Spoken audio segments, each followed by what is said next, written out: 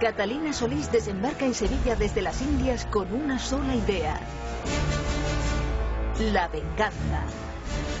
Naves como esta hacían la carrera de Indias, una aventura en la que el puerto de Sevilla significaba el principio y el fin. Y barcos como este, sería el Santa Trinidad o la Chacona, en los que viaja Catalina Solís, la protagonista de la venganza en Sevilla. En las bodegas de estos barcos se guarda el oro, la plata, las riquezas que traían, pero una vez que salían fuera, cuando llegaban a tierra, ese oro y esas riquezas desencadenaban terribles pasiones que a veces solo se salvaban con la espada. Lujuria, pasión, venganza, es este libro que es la historia en la que vamos a entrar.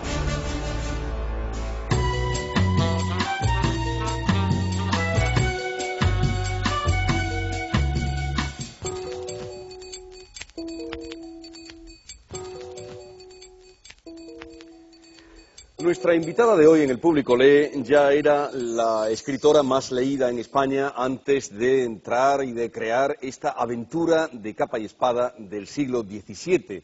Una historia, Venganza en Sevilla, que lleva ya más de 250.000 libros vendidos, y eso que estamos todavía a las puertas del verano, que supuestamente es cuando más se lee. Matilde Asensi, bienvenida. Hola, encantada de estar aquí contigo. Qué alegría de tenerte de nuevo. Bueno, qué bien, 250.000 ya de libros vendidos, y eso que todavía... Un poco más quiero todavía. Hombre, es una cifra fantástica, la verdad. Pero bueno, no sé, quizá estoy, como les digo a la gente de la editorial, estoy mal acostumbrada. Y ya sé que estas cifras así como que para las editoriales son muy deslumbrantes, pero estoy mal acostumbrada y a mí me dicen, pues vale, pues bien, ¿sabes? Al principio a lo mejor me hacía más ilusión, ahora estoy mal acostumbrada. Bueno, tus lectores ya saben lo que van buscando en tus libros, los del Último Catón, o El Origen Perdido, o Jacobus, pero ¿tú qué esperas o qué te gusta que valoren más tus lectores en tus libros? Yo quiero que la gente disfrute leyéndolos. Me gustaría que valoraran el trabajo enorme que hay detrás de cada libro y la fidelidad a la historia que procuro mantener desde el primero de todos, desde el Salón de Ámbar. Es decir, para mí el trabajo de documentación, que es muy anterior al de sentarme a escribir, que la gente considera que escribir es llegar, sentarte a escribir y escribes un libro. Y hay un trabajo previo de documentación, de creación. Escribir es la última parte prácticamente. Entonces, esa parte que ellos no ven, que es la parte de creación y documentación, que es muy larga, a veces dura años incluso, pues yo siempre les digo en las firmas de libros, digo, es que usted lee muy rápido, yo no puedo producir a la velocidad que usted lee, reléame, porque no puedo ir a su velocidad. Que se den cuenta que escribir un libro es un trabajo mucho más largo de lo que es el simple hecho de sentarse delante de la mesa y empezar a escribir. Que no, que antes de eso tienes que preparar toda la estructura, crear los personajes, darles vida, montar la historia, las tramas, cruzar las tramas, tener un final.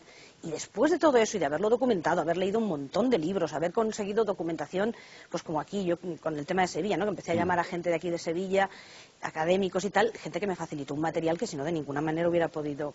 Entonces, que no se lean el libro corriendo, esperando a llegar al final a ver cómo acaba, sino que se den cuenta que hay un trabajo importante detrás y que, bueno, que si lo leen más despacito, igual lo disfrutan un poco más. En cualquier caso, tus lectores ya saben que cuando terminen este libro, Venganza en Sevilla, ahí ya habrá una tercera parte. El tercero y último de la trilogía. De la trilogía que comenzó con Tierra Firme. Pero, bueno, o sea que ya esperan eso. Pero los cinéfilos y los productores de cine, a eso sí que no los tienes contentos. Porque tú no permites que ninguna de tus novelas de éxito, hayan ido al cine. ¿Y por qué no quieres? ¿Eso te haría también llegar a más lectores? ¿Te has dado cuenta cómo me has hecho la pregunta? Me has hecho la pregunta como si yo fuera la mala, que no quiere darle los libros al cine. Si yo estoy deseando dar mis libros al cine, deseando. Llevo años y años y años intentando, no, vamos a ver, yo no lo intento, lo que pasa es que llegan las ofertas de las productoras y de hecho, entre las muchísimas ofertas que llegan de las productoras, ahora mismo hay varias, hubo un proyecto muy importante para llevar todo bajo el cielo al cine. Iba a ser la segunda producción más cara del cine español, etcétera, etcétera. Y yo no me negaba en redondo, o sea, al contrario, si te digo que estoy deseando que se lleven mis libros al cine, porque es la manera de llegar a esos lectores, en este mundo audiovisual donde todo el mundo se mueve, en internet o en la tele o en el cine, es una manera de decirle, mire, que en los libros también hay historias interesantes, ¿no? Entonces, el problema es que o yo no sé trabajar con la gente del cine o la gente del cine no sabe trabajar con mis libros. Quiero decir, ¿Cuánto cine de aventuras se hace en este país? ¿Cuánto cine de género se hace en este país? No se hace. Cine social sí. Cine social todo el que queremos. ¿Cuánto cine español exportamos? ¿O cuántas series de televisión española? ¿Exportamos reality shows? Eso sí exportamos. Pero producción de ficción española, ¿cuántas exportamos? 0. Bueno, no me quiero equivocar. Vale, ponle un 1% y poco más. Ficción española no se importa. Por algo será. Es decir, ya me gustaría a mí que tuviéramos directores que supieran hacer cine de aventuras. Por ejemplo, el Cuarón, que hizo la segunda o la tercera de Harry Potter, este señor deberíamos tenerlo como oro en paño y que dirigiera cine que pudiéramos exportar a otros países. Pero si vamos a hacer una producción local donde todos hemos visto el producto de lo que supone llevar un libro de aventuras o varios libros de aventuras a una película con un presupuesto multimillonario y hemos visto el resultado, y todo el mundo lo ha comentado, y no en una película, en muchas, yo no estoy dispuesta a dar mis libros a cualquier precio. Ganaría mucho dinero, ganaría muchos lectores, pero es que no es a cualquier precio. Quiero calidad, quiero un trabajo serio. Que te han tentado, pero las ofertas no han sido... Exactamente, o sea, pero si estoy deseando, de verdad deseando. Pues que tomen nota los productores, que en Andalucía además se está haciendo ahora bastante cine, que nos puedan estar, o en cualquier parte donde nos estén viendo.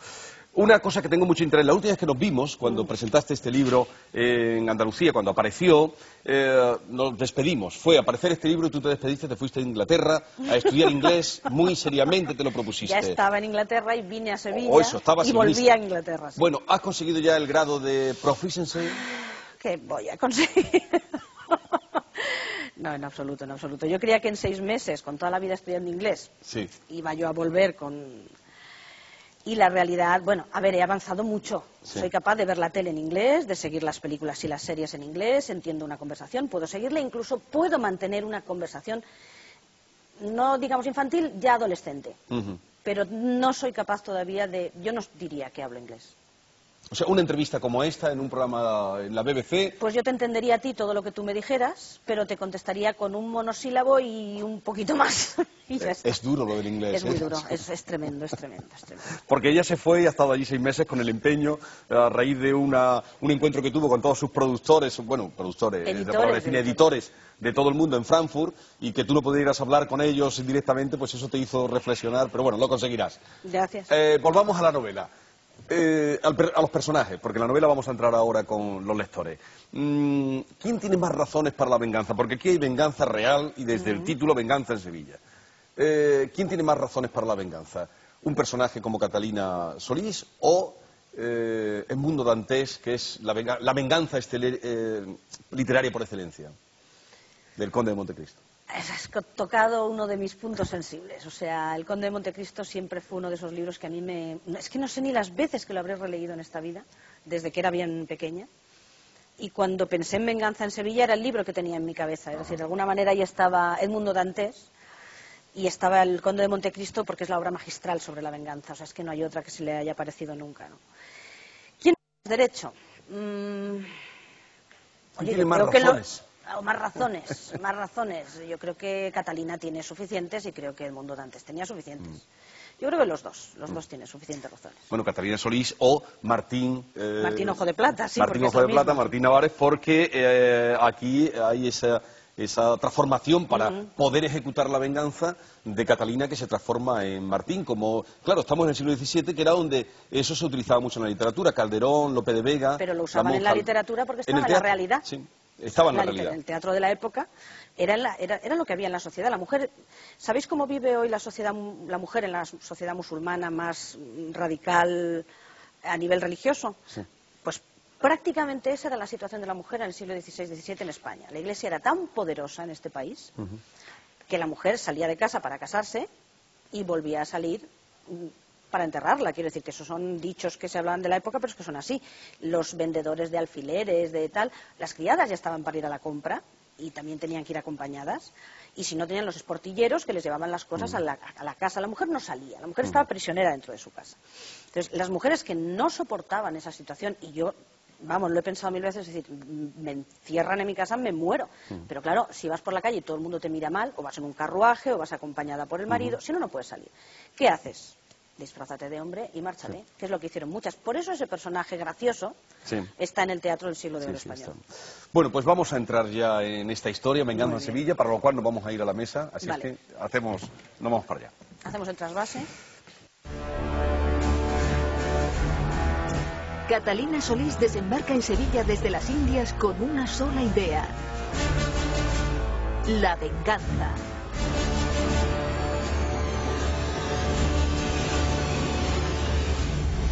Aventura,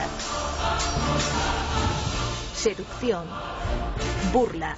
Una historia apasionante tejida en la que era entonces la ciudad más importante del mundo. Venganza en Sevilla.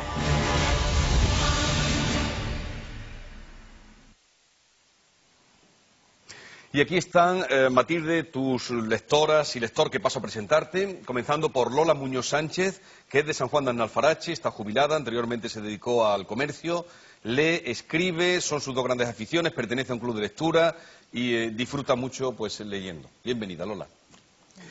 También está con nosotros Clemente Olivero Mejías, es de Alcalá de Guadaira, es médico de urgencias en el Hospital de Morón de la Frontera. En su tiempo libre se dedica a la fotografía, ha realizado ya varias exposiciones, es aficionado a la jardinería, a la botánica, le gusta el ajedrez y, por supuesto, leer. Bienvenido. Gracias. Clemente. Y nuestra tercera invitada es Sabrina Zonta, es italiana, pero lleva ya 11 años viviendo en España, en Córdoba concretamente. Es directiva de empresa, le encanta caminar y pasar el tiempo con los amigos, practica la natación, confiesa ser devoradora de libros. Bienvenida. Muchas gracias. O sea que está en el target ese de la gente que te pide más libros. Bueno, pues aquí Matilda Sensi, comenzamos. Pues eso, yo voy a comenzar por el principio, porque es una novela que desde el principio te engancha y ya no la puedes soltar. Gracias. Desde el punto en que empieza con Catalina de Solís, que está tan lindamente echándose la siesta, que es una hora del día que es imperturbable. Y suenan unos golpes en la puerta fuerte y con un alboroto, y ella dice, ¿esto cómo es a esta hora de la siesta? No sabe lo que le espera. No sabe Por otra parte, la veo muy femenina en esa displicencia en la que ella está para haber hecho un papel tan agresivo anteriormente, ¿no? Ese es el principio que yo quería comentar. Yo justamente en relación a esa parte donde ella dice que es muy femenina, a mí lo que me ha llamado la atención es que la protagonista, entonces Catalina Solís y a la vez Martín Ojo de Plata, alterna su condición de mujer con la de hombre. Y lo que yo quería saber, ella lo hace un poco, a veces por venganza y a veces por necesidad. Y ¿quiso usted reflejar de alguna manera un poco lo que se vive también en nuestra sociedad, donde, por ejemplo, en los ámbitos laborales, para poder sobrevivir de alguna manera, tenemos que alternar pues distintas actitudes y sin por eso cambiarnos de ropa, como hace sin embargo la protagonista? No fue un pensamiento tal cual lo has expresado tú, pero como mujer sí que tengo eso en la cabeza permanentemente. Entonces, yo miro al mundo y miro a mi alrededor y veo que las mujeres cada vez estamos mejor, pero tenemos un techo de cristal que es muy difícil atravesar, muy difícil. Cambiará, con el tiempo cambiará. Siendo como somos ahora unas privilegiadas y estando bien, no conviene que olvidemos que el techo de cristal está ahí, porque si no nos dormiremos en los laureles y no lo atravesaremos. Sin embargo, en el siglo XVI-XVII es que ni siquiera podían, o sea, era tal la situación de la mujer encerrada en su casa, que las únicas que podían hacer algo eran las que se disfrazaban de hombre, ¿vale? Y de ahí que Catalina utiliza los dos personajes, el de Martín, que sí existe legalmente porque su padre la adoptó, la prohijó en el Caribe, y el suyo, que es su personalidad auténtica. Entonces, con esas dos personalidades ella puede moverse y hacer realmente lo que quiera. O sea, vale, sería perfecto en el siglo XVI-XVII, ese tipo de vida debió de ser perfecto. Aquí se cuenta, ¿por qué, al hilo de lo que decía Sabrina, por qué lo que era inteligente para Martín era feo y peligroso para Catalina? Si Martín podía, Catalina podía, y yo era Martín y Catalina al tiempo, de donde se infería, aunque costara de entender, que lo que un hombre podía poner en ejecución también podía ponerle una mujer. Esa frase me encanta. Cuando la estaba escribiendo dije, me gusta. Y como vestida de mujer no usa la daga, ¿no? Solamente tiene que poner el traje de hombre para usar la daga y matar, ¿no? Claro, lo que pasa es que no quiero desvelar el final, pero al final tengo que construirle o inventarle un traje que pueda quitarse y ponerse con una cierta facilidad, porque claro, el travestismo que ella tiene que hacer a esas velocidades, aquella mañana final, donde va pam, pam, pam, pam, pam, Sí. claro, las ropas de época Lleva eran mucho demasiado tiempo. complicadas. Entonces dije, esto hay que resolverlo como sea. Entonces me puse a estudiar un poco cómo era el traje de la mujer y dije, bueno, por aquí le pongo unos corchetes, aquí le pongo un lazo, aquí, para que ella pudiera quitarse y ponerse rápidamente y hacer ese cambio de Martina a Catalina en función de lo que iba necesitando esa mañana, que os recuerdo, porque lo habéis leído, Sí. que es uno, otro, y entonces claro, necesitaba otra ropa más cómoda. Claro, no existía el velcro.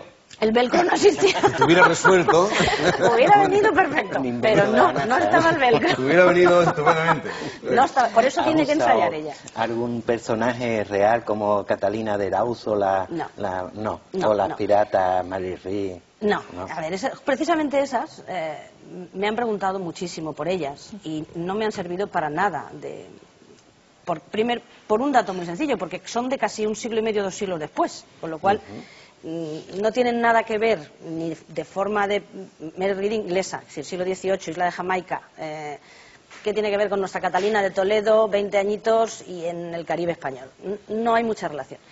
Y Catalina de Araújo, siendo uno de esos personajes de la época que escapaba buscando una vida mejor, digamos que era un personaje que no se ajusta a lo que yo quería, ¿no? A mí el personaje que me ayudó mucho, porque dije, pues entonces sí que es posible, ¿no?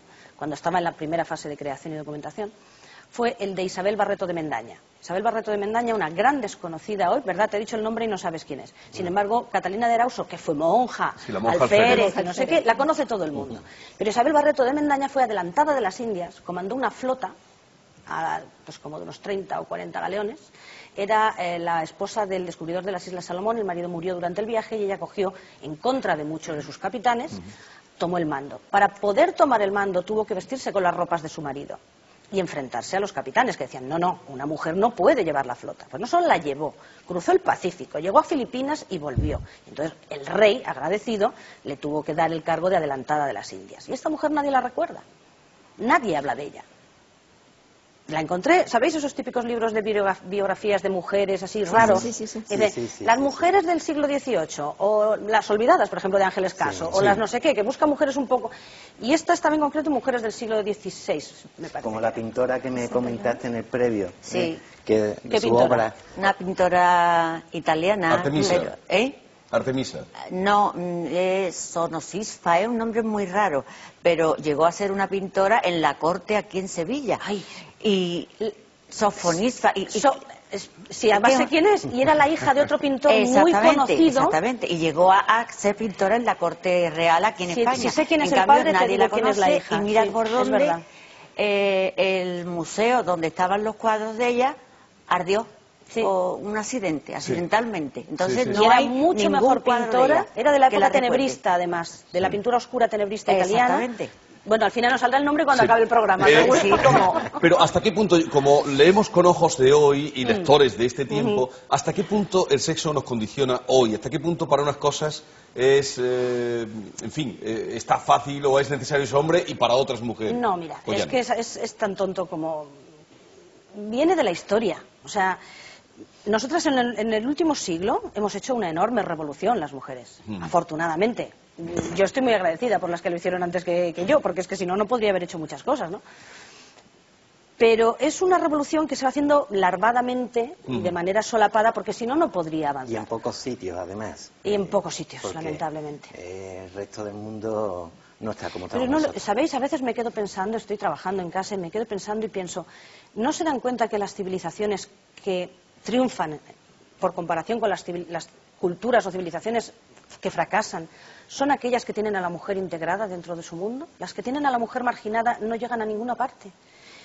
Alguien debería simplemente darles este detalle. Sí.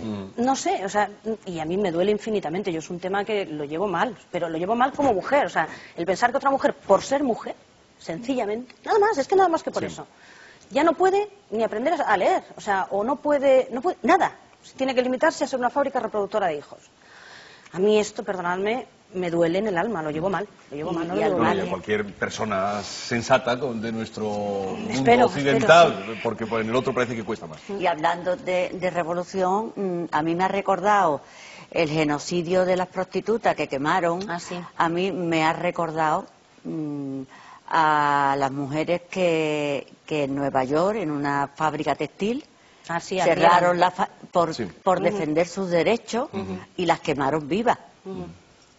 Claro, gracias a esas mujeres hemos conseguido tantas cosas, por lo menos que Clara Zetkin fue la que consiguió que se celebrara el Día de la Mujer el 8 de marzo en recuerdo de las a esas trabajadoras obreras que murieron ahí, que era esa movida que tenían las feministas, Clara Zetkin, Victoria Kent, Clara Campoamor, muy mal vistas en su época, todas esas. Entonces, a mí, yo lo he visto tan paralelo, ese genocidio contra la mujer. Y digo yo, qué miedo le tienen los hombres a las mujeres, ¿no? Qué miedo le tienen para No, pero no son los cometer hombres, es aquel que tiene la posición es que ganadora, tiene miedo a perderla. Malos tratos hay hombres muchos que por individual están quemando a las esa mujeres. cultura se transmite también a través de las mujeres, sí, es algo que todos participamos, ¿no? Muchas veces la religión Otro también tema, influye. sí, claro que Adelante. sí. Otro tema que me ha llamado la atención es cómo tratar el tema del oro, esa pena de esa cantidad de riquezas que llegaban y desaparecían rápidamente, y que aquí pues había una miseria tremenda, lo repites varias veces, cómo viven los españoles, como que sorprenden incluso los que vienen, ese oro que se va a los bancos de Europa y que aquí llega en barco y casi ni lo vemos, ¿no? Me indigné, no te puedes imaginar cómo me remito visualmente y mentalmente, siempre voy a mi sillón de trabajo, que es en mi despacho en mi casa.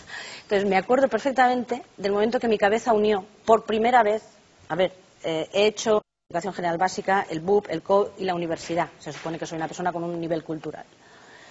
Y la primera vez que leyendo en casa estaba documentando la trilogía, creo que fue con el primero, uní, por un lado, la picaresca, el hambre, la miseria de el Lazarillo de Tormes, Guzmán de Alfarache, etcétera, etcétera, el hambre, la miseria del pueblo español, las enfermedades, Lo uní cronológicamente, simultáneamente, con la llegada del oro a América. Recuerdo que levanté la vista y dije, no puede ser. ¿Sabes? Eso que te quedas, que algo te hace en la cabeza, una luz que destella y dices, ¿cómo? O sea, yo había estudiado en literatura la picaresca y en historia el descubrimiento de América. Y nadie me lo había unido. Entonces, claro, yo fui, por ejemplo, cuando estuve en México, en la Feria del Libro de Guadalajara, México, pues conversaciones es lo típico. Incluso salía, pero es que ustedes nos robaron todo el oro. Claro. Y yo pensaba, es verdad, los españoles tenemos una especie de culpabilidad, como de sentimiento de responsabilidad de todo lo que les quitamos, y ellos nos guardan un cierto resquemor a ese nivel. No les quitamos nada, fueron Nosotros nuestros no les quitamos nada. Cuando descubrí eso reyes. dije, ¿cómo este libro va a ir a América? Lo voy a poner muy claro, porque aquellos lectores con los que yo en México estuve en conferencias, en ruedas de prensa, en charlas como esta, pero con público en la Feria del Libro, seguro que los que lo lean de todo lo que hablamos se van a acordar. Estoy convencida. Para los que te preguntan dónde está el oro, y aquí está perfectamente cuando llegan a la ciudad imperial, que es el segundo capítulo, cuando llegan a Sevilla, ciudad imperial, y dice, si algo me estaba sorprendiendo desde que había entrado en Sevilla, no era tanto la ostentosísima riqueza de sus edificios e iglesias, como la trágica pobreza en la que vivían sus gentes.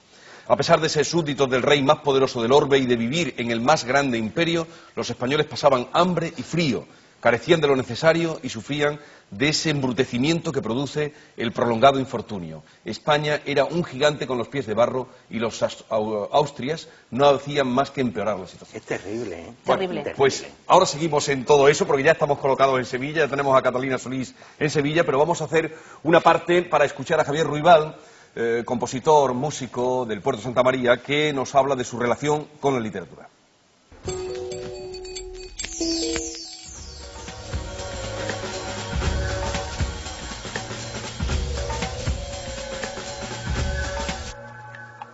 La teoría musical de armonía de Zamacois no es un libro sobre música, es música.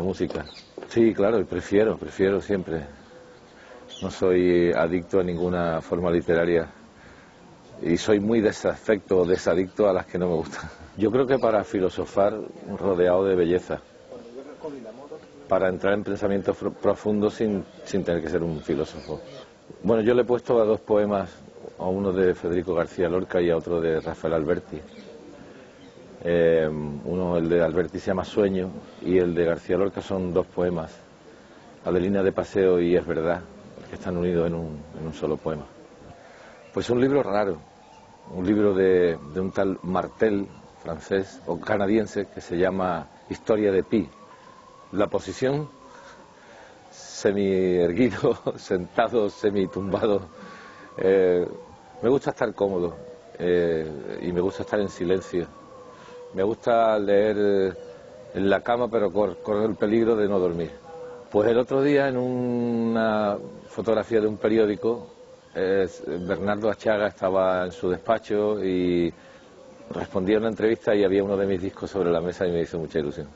Bueno, lo que estoy leyendo, pero si puedo me llevo un libro de cuentos, porque así liquidas cada noche uno o cada rato que tienes en aviones o en trenes, lo que sea, y es más llevadero que una novela.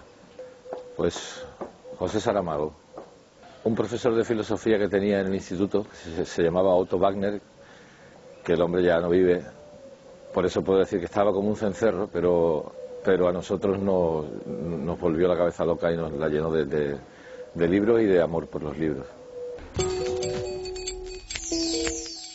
Seguimos en torno a un libro, el último de Matilde Asensi, con Lola, con Clemente y con Sabrina. El libro Venganza en Sevilla habla justamente de venganza. El lema de la venganza es ojo por ojo, y Gandhi dijo ojo por ojo y el mundo se quedará ciego. Al final del libro, la protagonista pierde un ojo. Yo quería saber si usted... No había caído en ese detalle. Muy bien traído. Muy bien, muy bien. Yo quería saber si usted quiso terminar un poco con una moraleja, que de alguna manera siempre, aunque se gane algo, se pierde algo valioso por el camino. No. Yo sé que los lectores encontráis muchas cosas más de lo que realmente hay, por lo menos en mi cabeza, a la hora de... Ella tenía que perder el ojo desde el primer libro, porque claro, al ser pirata, sí, ella en el tercero ya acaba pirata. O sea, yo cuento la historia de ella desde que sale de Toledo muy jovencita, sí, que perdió a su familia por la Inquisición, hasta el final del tercero, pues es cuando ya Martín Ojo de Plata va a ser tal, ¿no? Entonces yo pensé, el típico parche, esto es una reflexión tonta si quieres, pero no me gusta el típico parche. Si pierde un ojo, ¿qué se podría hacer? ¿Qué hacían en aquella época que no fuera solo el parche? Pum, pum, pum, documentación, lecturas... Un ojo de plata, esto es genial, ya lo tengo. Y a partir de ahí fue cuando dije, Martín Ojo de Plata. Y entonces pensé, claro, cuando sea él, irá con el ojo de plata. Y cuando sea ella, irá con el parche. Bueno, como la princesa de Éboli, dije, perfecto, ya lo tengo cuadrado. El tema del ojo por ojo vino después, ya creando el segundo libro. O sea, no estaba relacionado en mi cabeza. Cuando has hecho el comentario me pareció brillante, pero no estaba en la intención del autor, como dicen por ahí. Vale. Bueno, pero hablemos de la venganza. Algo en mí, dice ella... pedía venganza y me lo pedía con gran vehemencia, de cuenta que podía comprender el extraño requerimiento de mi señor padre. Mi alma, dice en otro momento, me lo reclamaba, mi odio me lo exigía y mi orgullo me lo ordenaba. Aquí hay venganza y no tiene ningún conflicto ético la protagonista. Es que en el 16-17 no lo había, que ese ha sido el cambio, el chip que yo he tenido que cambiar en mi cabeza. En mi cabeza no entra el que tú mates a alguien. O sea, no sé, me imagino si un delincuente matara a alguien de mi familia, a mí me dolería en el alma, pero ni se me pasaría siquiera por la cabeza ir a matarlo. O sea, no entra en lo posible. Pues que lo coja la justicia, que lo metan en la cárcel y que se esté la condena que tenga que estar. Pero en aquella época no era así. Y eso fue lo que yo tuve que cambiar en mi cabeza, porque quizás vosotros no lo sabéis, aunque seáis lectores míos, pero yo no he matado nunca a ningún personaje. O sea, a mí, de hecho, soy tan pacifista y tan antibelicista que jamás había matado a un personaje. Salvo a un pequeño templario en Jacobus, sí. Pero vamos, un templario de esos que aparece y ¡bum!, me lo cargo y desaparece. O sea, es lo único que había matado. Y aquí tengo que matar a 4 y con saña. Y me costó lo mío, porque en mi cabeza eso no entra. Y además en poco tiempo. Claro, entonces, y dije, y además de forma bonita y original y literaria y tal, ¿no? O sea, que me exigía un esfuerzo. Increíble. Y bueno, sí, es todo real, o sea, sí, lo de la miel de azalea y todo esto es real. Que sea verosímil y que es productor. Bueno, pues ese era mi reto, el decir, bueno, pues pacífica y bonachona Matilde, haz el favor de cambiarte la cabeza, que vas a matar a 4 personas, dije yo, porque para mí son personas que yo muevo, aunque sean personajes. Entonces, vamos a ver cómo puedes organizar la trama de esta historia para matarlos, ¿no? Me supuso un esfuerzo, pero es verdad que en aquella época no tenían ningún problema. Hay una frase del Marqués de Piedramedina que cuando ella le dice que tiene que matar para su honor, él lo dice, ¡wow! por menos de eso he matado yo. Por 4 palabras que me dijo don fulanito, que ahora no recuerdo el nombre, y eso está sacado de las crónicas de la corte de Felipe III, o sea, es decir, es un hecho real, porque yo lo puse en boca del personaje. Amigos de toda la vida, le dice 2 o 3 palabras, o no le se quita el sombrero al cruzarse, saca la espada y lo mata. Y no pasa nada, como era legal, era cuestión de honor, pues es que ni va a la cárcel ni le pasa absolutamente nada. Esa es la mentalidad que a mí me costaba asimilar. En Calderón también, el médico de su honra, lo mata. Si no hace falta que busquen más, o sea, es que está en todo eso. ¿sabes? Pero tú no eres partidaria de la venganza. Es que yo, de momento, mira, cuando se meten contigo, ¿qué haces? Pues pienso que ya se darán cuenta que están equivocados. Quiero decir, por ejemplo, críticas literarias, cuando las leía, que dejé de leerlas porque hacen mucho daño. He leído muy malas críticas tuyas. ¿Has leído muy malas críticas? Sí, porque usan el típico tópico de que, bueno, que son libros que se venden, pues ya son libros que están mal hechos, son libros que están mal construidos. Este país tiene un drama literario terrible y terrorífico, y hasta que no maduremos no lo vamos a superar. Y el drama terrorífico es que hay un establishment literario convencido de estar en posesión de la verdad absoluta, que solo literatura es solo lo que hacen ellos.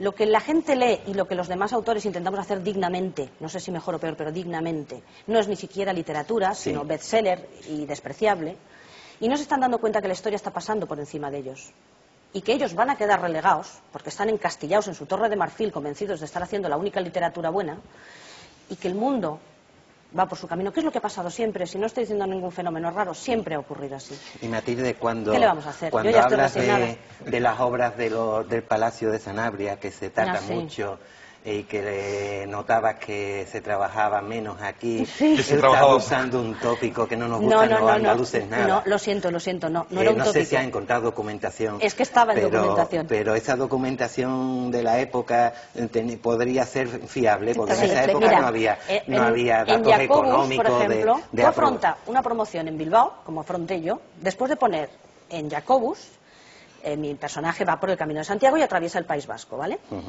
Entonces, yo utilizaba como de guía para el libro el Codex Calistinus, que fue la primera guía que hubo del Camino de Santiago en el siglo XII, escrita por un monje francés, que pone a los vascos, ¡buah!, échale una mirada, y porque lo que yo te diga se quedará corto. Entonces, yo hago esa mención en el libro, y yo me fui a Bilbao a hacer promoción. Entonces, claro, la gente de Bilbao me decía, oiga, ¿y usted qué ha puesto aquí de nosotros? Digo, mire, no he sido yo. Que diga que aquí en Sevilla ya se trabajaba poco aquí lo que te digo, o con desgana. Ya estás llevándolo al terreno nacionalista. Lo que he interpretado, Matilde. Estamos hablando... Me ha encantado todo, menos ese apartado que no me ha gustado nada. Yo te lo explico. Porque es que además eso lo llevamos aquí con dolor. A nosotros nos duele que siga ese tópico de que pero el duele a vosotros el tópico, a mí me duele el tópico de mucha España, copa, mucha diversión y poco no sé trabajo, ¿no? Bueno, pues es lo que hay, pero no te lo tomes a mal por una razón. En realidad yo lo que estoy manejando son gente que emigraba a América a buscarse una vida mejor, ¿vale? Y que iba a trabajar y a deslomarse para buscarse una vida mejor. Y hablo del verano sevillano. Si te das cuenta, la marquesa del Estío, la marquesa le contesta a ella, es que con estos calores es imposible trabajar. Igual te cegaste ya cuando leíste el leso y no te fijaste en lo que venía a continuación. No, porque comenta que a pesar de eso, en tierra firme, a pesar del calor, la gente sí trabajaba. Sí, pero ella habla del calor con el calor no. La gente no. Vale, estamos hablando de migrantes en un nuevo mundo y de gente que está en su país. Sí. ¿Vale? Entonces, la gente allí, si tú estás en un estado de verdadera necesidad, haga calor o no, te matas. Sí. Si tú estás en tu tierra y tienes el pan, la comida asegurada, mínimamente en tu casa, aunque sea un mendrugo y una sopa de verduras, si hace un calor horroroso, te paras. Pero yo lo que he leído, precisamente este tema, es que el trabajo estaba en manos de esclavos. Había muchos esclavos. Había muchos esclavos. Entonces, quien hacía una obra... Pero en servicio, en la servidumbre. No, incluso en la albañilería, por ejemplo.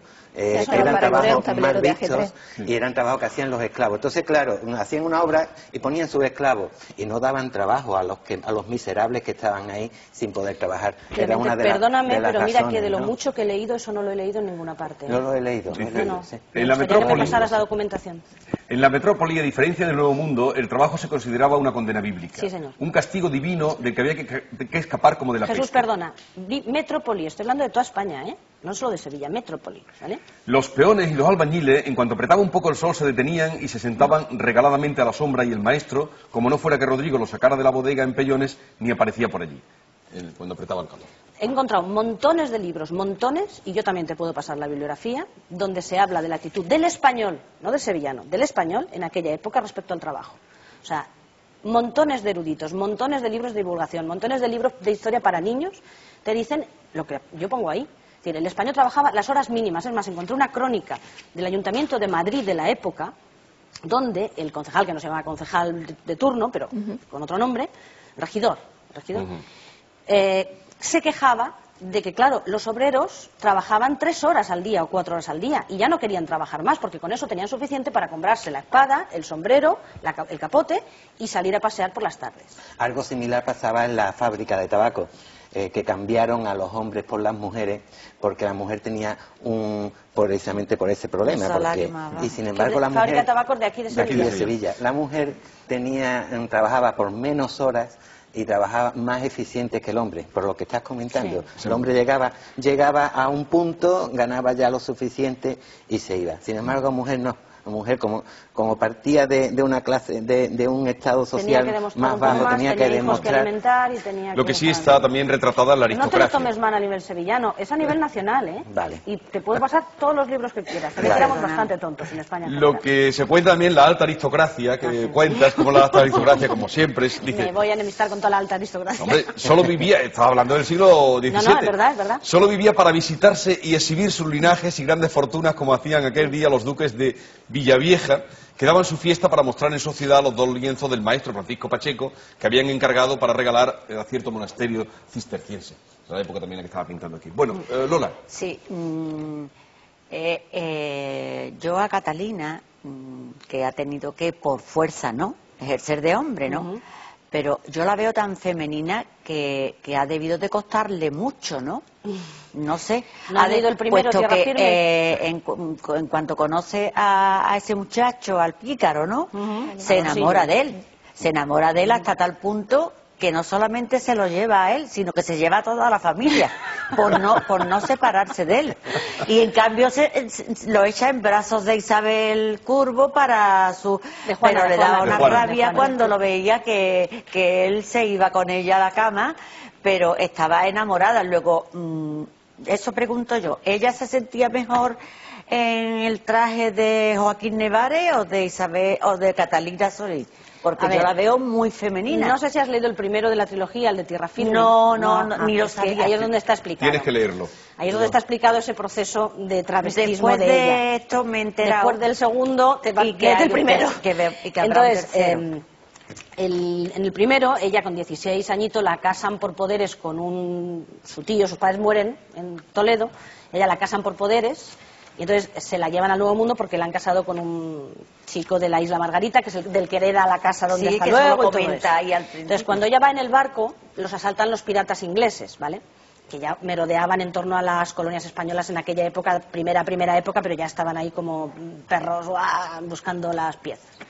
Entonces atacan su barco y ella va con su hermano Martín. Su hermano Martín y ella son los que van al Nuevo Mundo. Entonces, cuando les asaltan los piratas, su doncella, el ama que llevaban ellos para protegerles, para proteger su honor, le pone la ropa a su hermano Martín. Su hermano Martín acaba de morir en la cubierta del barco y entonces el ama le pone la ropa de hombre porque dice, bueno, por lo menos así no la violarán.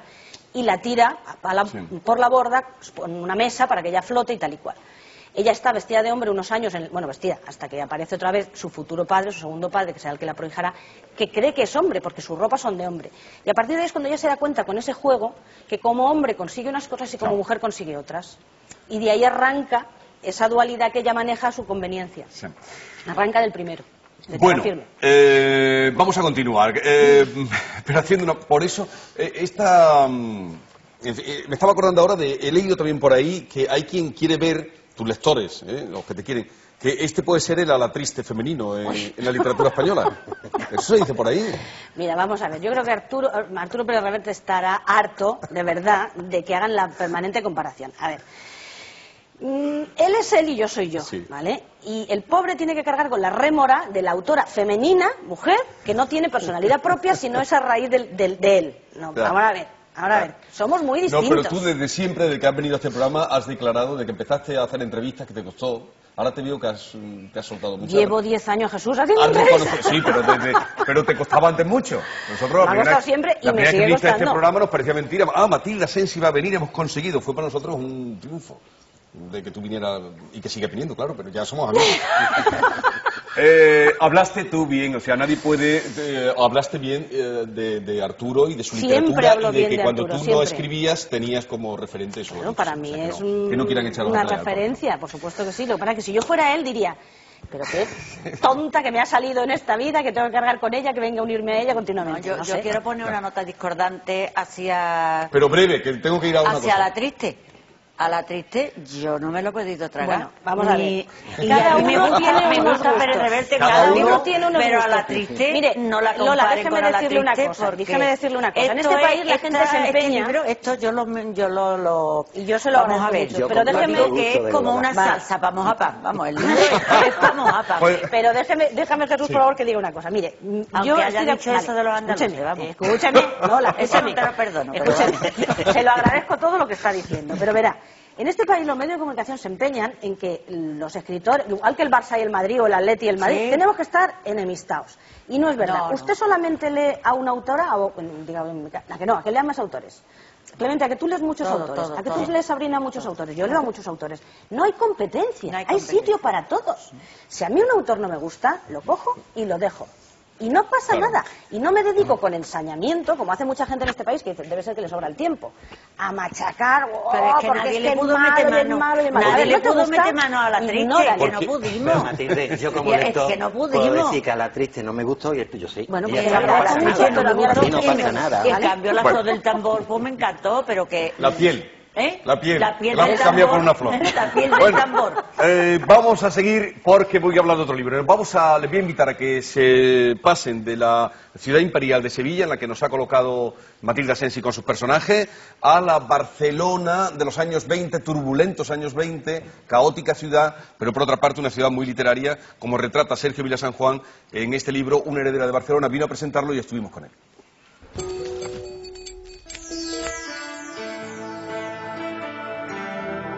Negra, histórica, de viajes, épica, a todos estos géneros novelísticos podríamos añadir el de Barcelona, una ciudad que es algo más que un escenario.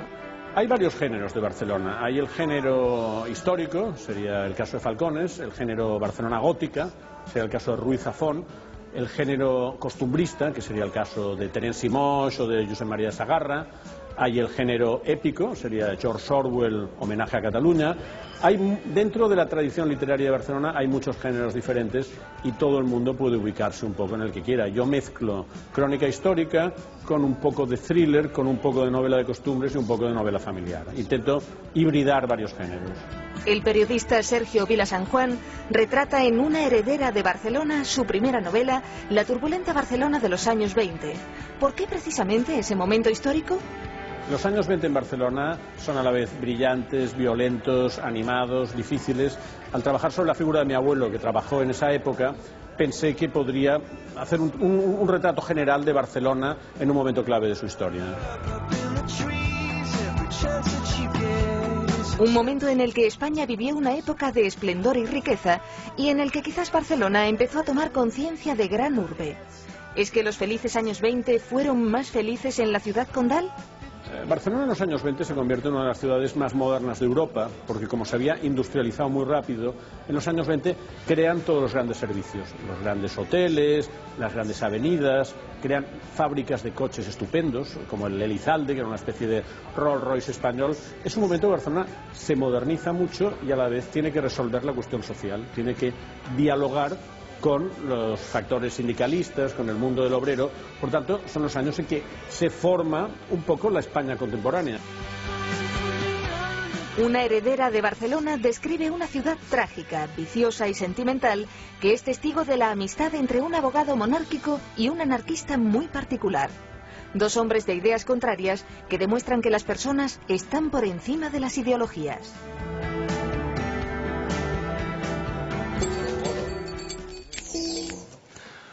Bien, pues seguimos. Sabrina quería pedir la palabra después de la sopa que hemos mojado en la salsa. Lola, una metáfora. Entonces, a mí me sorprendió saber que este libro era parte de una trilogía. Y quería saber si lo que le había llevado a eso era que quizás los lectores son cada vez más distraídos y necesitan lecturas fugaces, o quizá las personas tienen cada vez más dificultades en relacionarse y es por eso que necesitan amigos literarios a quien recurrir. Muy buena pregunta, porque ahí a mí me enlaza con estas cosas que yo le dedico horas de pensamiento, el mundo audiovisual hacia el que vamos, las cosas más futiles, más ligeras, más livianas, la insoportable levedad del ser, ¿sabes?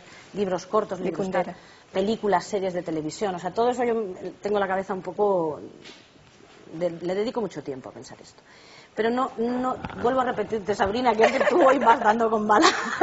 No estaba en mi mente cuando yo empecé esta historia. Es decir, yo siempre había... si miras un poco los libros que he escrito siempre, he pegado unos saltos, que parezco un canguro, ¿sabes? O sea, voy saltando de por eso historia, me ha encantado siempre, porque son civilizaciones distintas, épocas también diferentes. Todo, personajes distintos, todo. Y de repente dije, a ver si es que no soy capaz de escribir una historia... O sea, varias historias con los mismos personajes. A veces lo que estoy haciendo es que por miedo huyo dando el próximo brinco a un sitio lejano y difícil, y lo que no hago es enfrentarme a una creación literaria y decir, tienes estos personajes y esta época. ¿Eres capaz de crearles varias historias? Y dije, tengo que hacerlo. O sea, para demostrarme a mí misma que no huía dando saltos de canguro de un punto a otro, ¿no? Y pensé, bueno, pues una trilogía. Entonces pensé, bueno, pero 3 historias potentes. O sea, todo esto me lo decía yo a mí misma mientras montaba el proyecto, ¿no? 3 historias potentes, es decir, lo que no puedo es una historia partida en 3 trozos. Eso se me caía un poco de las manos, ¿no? Y entonces pensé, bueno, y si luego las 3 historias hay que juntarlas, y dije, va a ser un tochazo impresionante, eso no se puede juntar. Y pensé, bueno, lo que sí puedo hacer es 3 historias que sean más breves de escribir en el tiempo que un libro de los gordos habituales que escribo yo de 400, 500 páginas, que se llevan 3 años de mi vida, literalmente.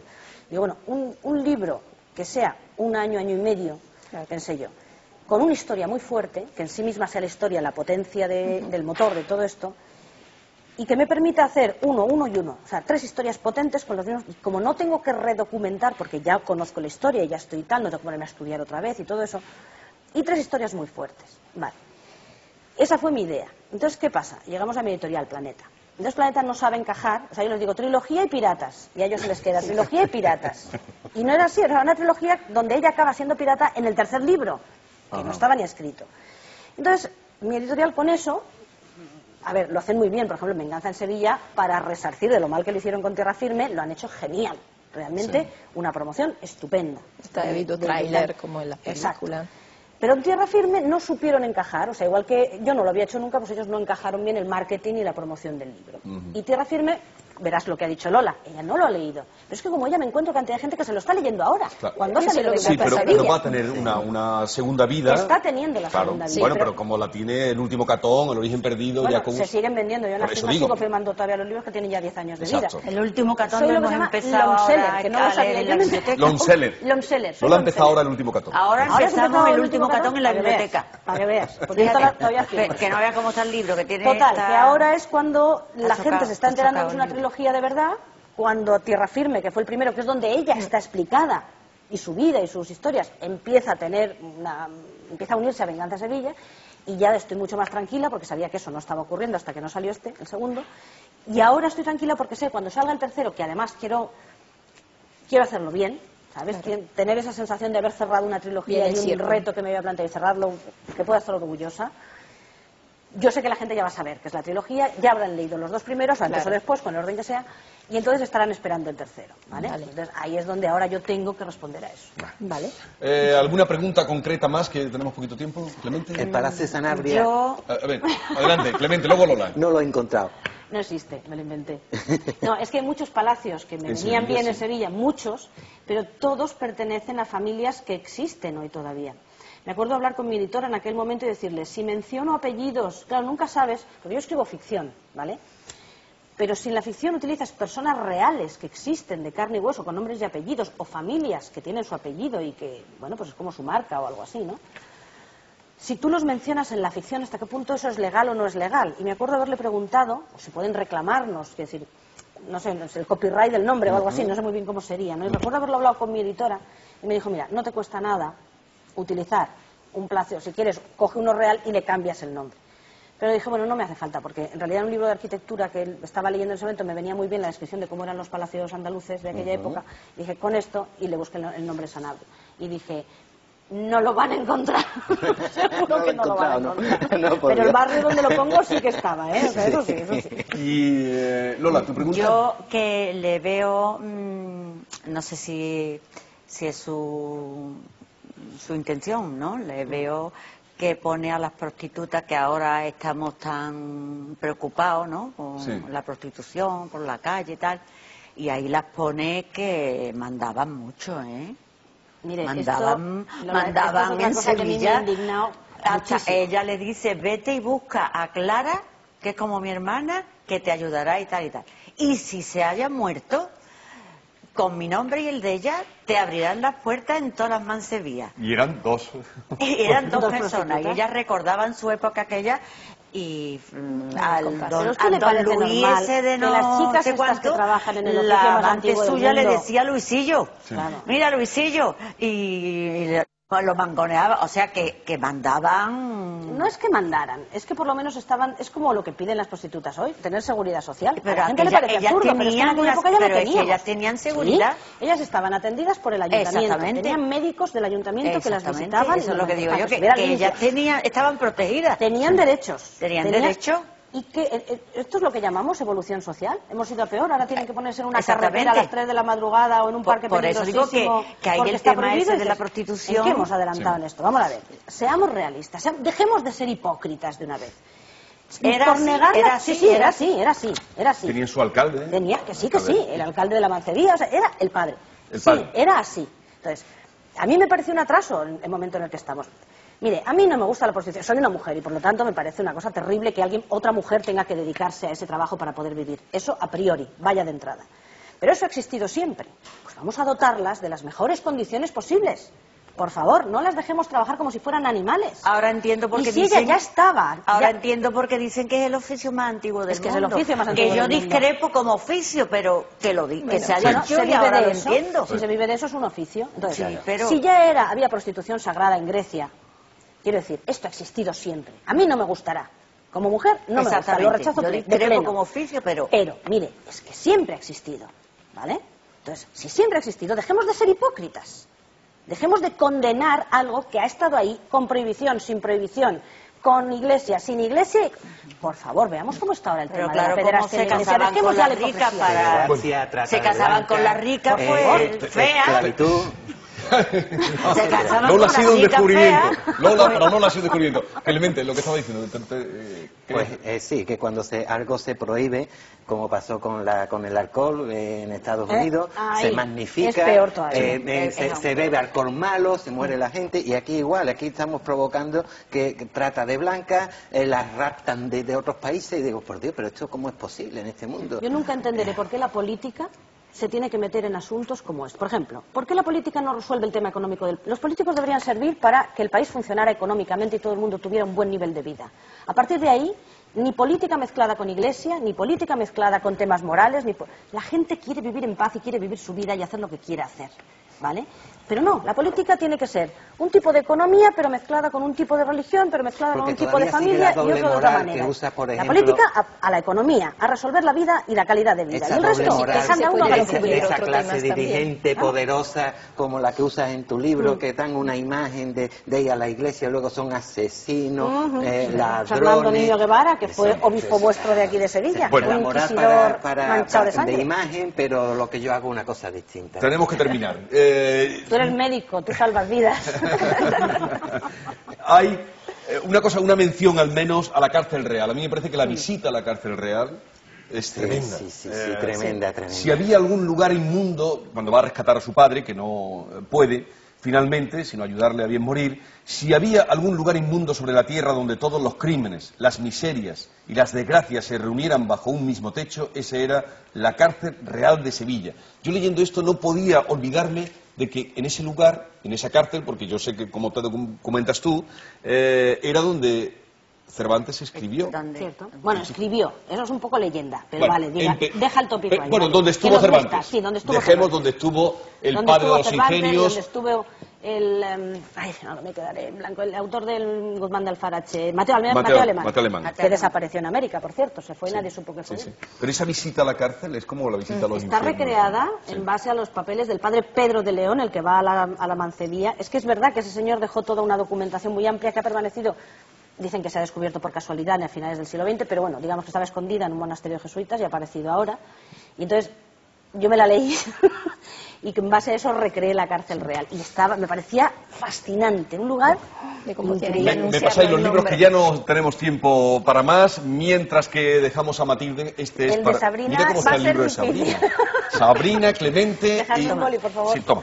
Gracias. Y mientras tanto, vamos a nuestra sección Yo Leo, en la que recibimos esos vídeos en los que nos comentan los libros que estáis leyendo, nos comentáis, y hoy en concreto es María Eugenia y Rocío la que nos han enviado sus comentarios grabados. Hola, el libro del que quería hablar hoy se llama Esta noche la libertad. Sus autores son Dominique Lapierre y Larry Collins. Se trata de la independencia de la India, y aunque su personaje principal es Gandhi, está formado de variopintos personajes como el gobernador inglés, los marajás, y cuenta sobre todo la historia de la independencia de la India y Pakistán y el baño siguiente que vino a continuación. Lo recomiendo porque es muy entretenido y espero que os guste a todo el mundo. Adiós. Hola, me llamo Rocío. Mi libro recomendado es La Casa de los Espíritus, de Isabel Allende. Me gusta mucho este libro porque aúna realidad y fantasía, y otra cosa importante es que relata los hechos históricos y sociales del Chile del siglo XX, y además relata una parte importante de su vida, como es el golpe de Estado de Pinochet y la muerte de Salvador Allende, que es su tío.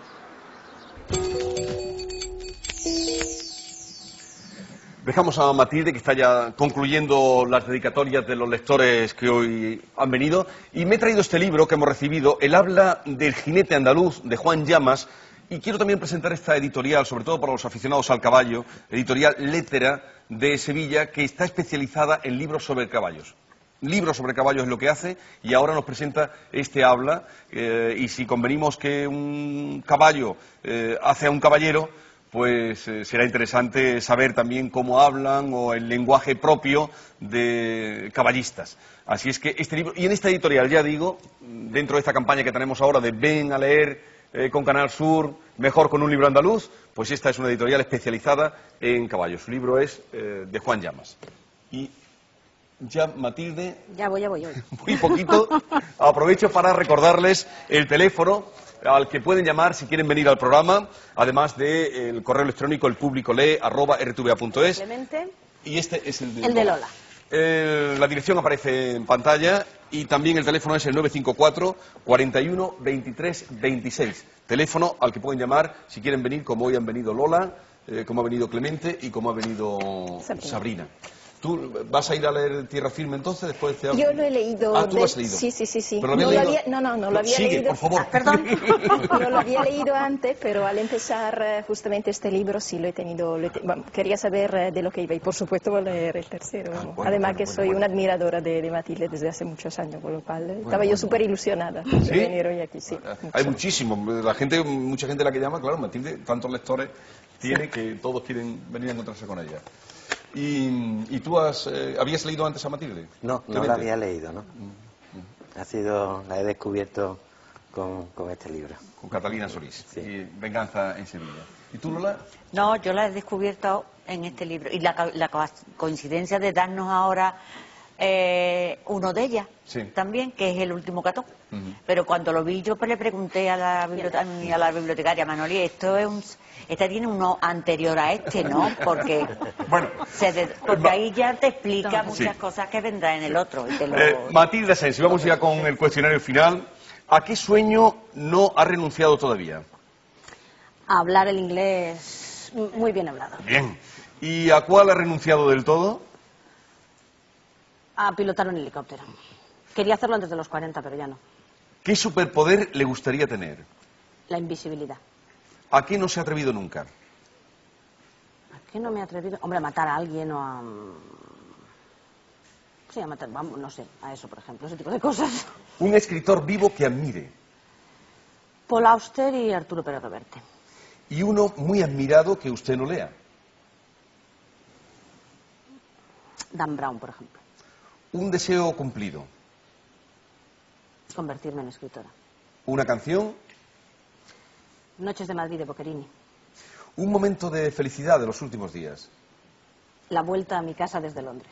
Y otro de indignación. De indignación. Bueno, el ver que tenía que seguir con la promoción del libro y todavía me queda un mes por delante, a pesar de haber vuelto a mi casa después de todo el invierno en Londres. Y Matilde Asensi, ¿qué es lo mejor de la vida? El amor y la familia. Ahora sí hemos terminado. Lola, si no te importa, compartiendo con vosotros y con los lectores especialmente que nos ven, la dedicatoria. Espero que entendáis la letra. A ver. Para Lola, gracias por sus preguntas, comentarios y no se preocupe. Con ojo o sin ojo, Catalina será muy femenina y encontrará el amor con cariño. Bueno, ya nos ha dado un adelanto. Clemente.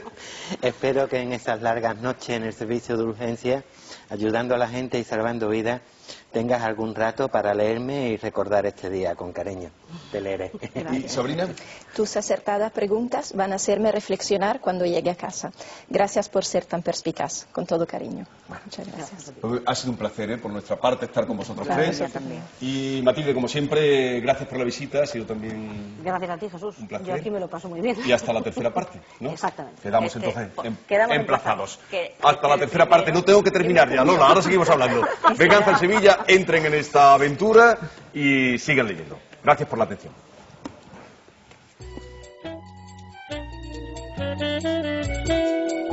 Thank you.